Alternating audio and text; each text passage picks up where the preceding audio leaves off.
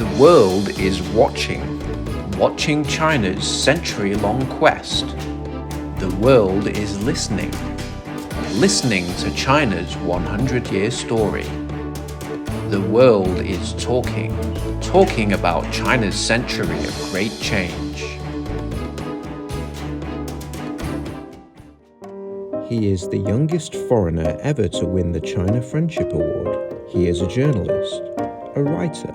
He is Erik Nilsson, an American brother in China.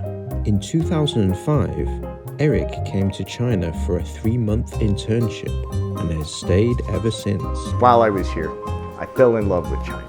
The people, especially the people, the food, the culture, the history. And I came to realize that, China itself has so many stories. And, I often liken it to an onion in which, you take off one layer, there's another layer beneath, there's another layer. You could go your whole life and never get to the middle. From 2005 to 2021, Erik witnessed the dramatic transformation of China. I can live in a different place every year and never have to move out of my apartment because China changes so much and so fast. The development in every respect, technological development, even hygiene and cleanliness and its traffic, the infrastructure, the roads, the trains, it continues to transform. In the last 15 years, Erik has visited every province in mainland China. He has also co-authored, co-compiled, or edited 16 books on China in English and Chinese. In 2021, Erik published his new book, Closer to Heaven, a global nomad's journey through China's poverty alleviation. While there are many lessons that the world can learn from China's poverty alleviation, one thing is that China is also able to plan long-term. That's a major advantage that it has. I think that also a huge part of it is mindset. China has prioritized poverty alleviation, and I think we saw this most clearly in 2020.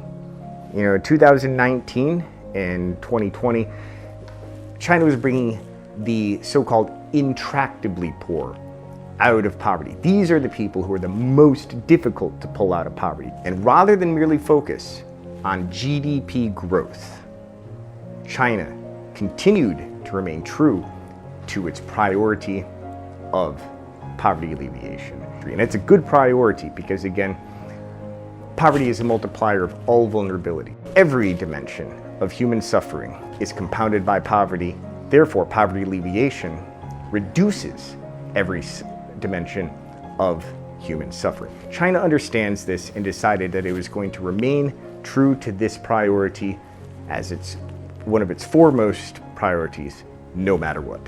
In 2011, Erik founded a volunteer initiative to bring light to underdeveloped schools in Yushu, Qinghai by providing solar panels. The initiative also brings clothes, medicine, food and study materials, provides surgery, prosthetics and wheelchairs for children with disabilities, and offers university scholarships for students from low-income families. His group brought Qingmei Zhuoma, a girl with a severe cleft palate, to Beijing for surgery.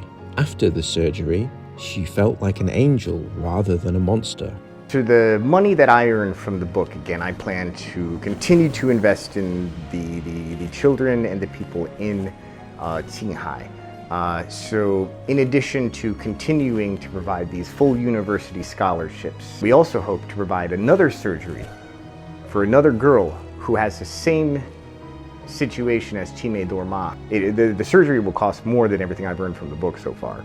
But combining that plus some of my own money, my wife's, and another volunteer is going to throw in a little too, we're going to be able to do that. On her flight back, she said, "I'm flying above the clouds and feel closer to heaven." We talk about going closer to heaven. Most people in the world do not realize that actually, by virtually every measure of human well-being, on average, the world is getting better. Virtually every dimension of human suffering on our planet is decreasing and decreasing faster. And China, again, has contributed immensely and tremendously, especially through its poverty alleviation, to this human progress. China has performed several miracles, poverty alleviation being the most incredible and also the one with the greatest impact on the mass reduction of human suffering. Its infrastructure is also a miracle.